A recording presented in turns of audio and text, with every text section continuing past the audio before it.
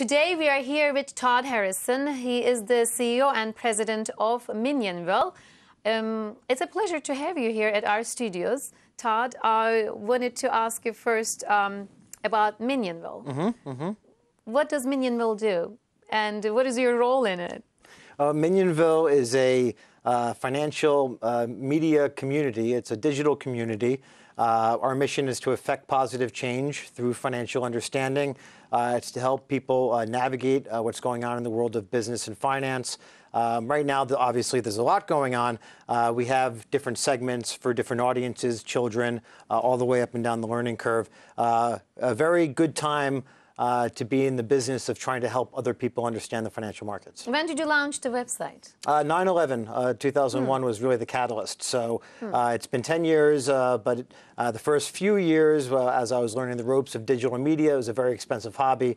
Brought in the right people and built a community now where we're read in 229 countries and territories, self-proclaimed minions, and those are people who are good at what they do and better at who they are. How many viewers did you say? How many years? Viewers. We'll do upwards of 10 million page views a month, which are about 1.5, 1.6 million unique visitors, different people each month. But I think it's the quality of the audience, not the quantity of the audience that really matters here. And what were you doing before you launched this wonderful website? I was in the markets. I still trade actively, but I came up through the financial system. I worked at Morgan Stanley for a number of years, and then on the buy side at hedge funds, and then was the president of Kramer Berkowitz from 2000 to 2002, 2003, when I left and started this. So you have the view of both buy side and sell side, as you worked as a trader with the biggest institutions in Manhattan. So now we come to Minyanville. One of your articles, actually today's article, it says, the smartest guys in the room are screaming, get out of the markets. What do you mean here? Well, there were some great interviews on Bloomberg the last couple of days. Michael Platt, who's a very smart guy, Blue Crest Capital, runs 30 billion, talked about how he was mostly in cash or T-bills and bunds, but more or less defensive. And then Mohammed Al-Arian, another very smart guy, came out yesterday and talked about a 1 in 3 chance that Europe's going to implode, and it's going to be very, very messy, quote unquote. So we're putting, in Minyanville, we don't talk about the what. We don't talk about what happened, and we don't really talk about what is happening. We like to talk about what will happen. So while everything is, and everybody is talking about what is happening, we like to ask the question, why?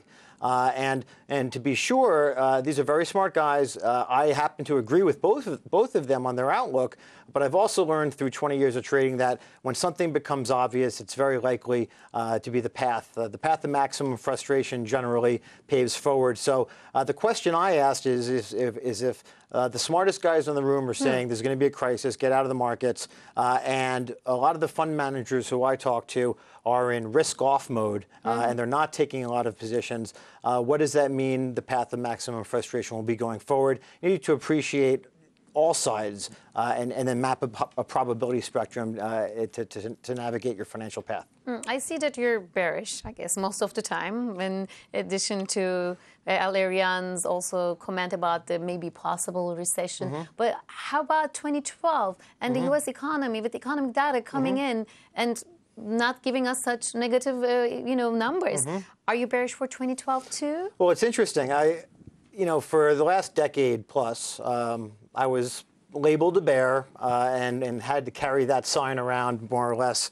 And we're now coming out of the worst decade in the history of financial markets. So I don't know if being a bear necessarily has been a bad thing, but again, we look forward, not back. I do think that we have a few years of tough sledding, but to your point, the qualifier for any conversation has to be time horizon. What's your time horizon? If I start to look out to the back half of this decade, 2015 on, I start to get very bullish. I start to think that there's going to be opportunities to pick up dollars for dimes. I think those are going to start showing themselves. But you have to be in a position to capture that opportunity when it arises. And I think it's going to be tough sledding between here and there. So that's why I'm a little bit more cautious. I think interest rates back up in 2012. And I think that you got to stair-step your process somewhat so that as you move forward through the market, if you're wrong, you're not necessarily wiped out. You need to manage your risk versus chasing reward. Talking about risks, where do we see Europe in this whole equation? Is there light at the end of the tunnel? I know you wrote there is light at the end of the Autobahn. So where do you see it? Well, I think there's going to have to be some structural changes, obviously. And we've been talking about Europe in Minyanville since February of 2010 as being the sovereign sequel to the first phase of the financial crisis, right? In 2010, all of these sovereign lifeguards, these governments, bailed out the banks. The question now is who's going to bail out the lifeguards? And that's what we're trying to figure out. I mean, ultimately, I see a smaller European Union. I think they're going to have to separate the wheat from the chaff. And I think that how we get through that is going to dictate a lot of how the markets around the world, the very interconnected, very binary almost markets will react. I do think that we will see something like Eurobonds eventually as a function of need, not a function of want, and that will presumably buy time. But again, it's going to come down to, unfortunately, much like 2011, 2012 will be as much about the direction of policymakers versus the fundamentals of the stock market. Do you have some timeline in your mind, especially about the European debt crisis and the European leaders getting their act together? I mean, how long would it take? That's what everyone is talking about, the timing. It's a great question. I wish I knew the answer. A chain is only as strong as its weakest link, and I think we're going to have to take some links out of the chain if there's going to be a euro, but I do think it will survive in some iteration. You have to remember, though, we're talking about sovereign countries here, right. and when the going gets tough, the tough will take care of themselves. And right now we're seeing this percolating acrimony, if you will, and that's going to play through. It should play through if calmer heads prevail. I think they will. I hope they will for all our sakes. Last question. It's been a volatile year, 2011. Do you see volatility stay elevated in 2012? I think it will. And, it's funny. It has been a volatile year, but we're ending up within a stone's throw of flat in the NASDAQ, the Dow Jones, the S&P. We're within, I think, 5% of the flat line. I think next year, if you put water pistols to my head and said, what is it going to look like? I think as all this European debt comes due in the first half of the year, I think it could be a very treacherous stretch for the market, much like it was in August of 2008 when all the financial debt was coming due. That's what it's going to look like in the front half of next year. So no Santa rally, by the way, because we had like 3% gain and then it all stopped and we're flat, as you said. Yeah. You don't expect Santa rally before the year end? No, I do.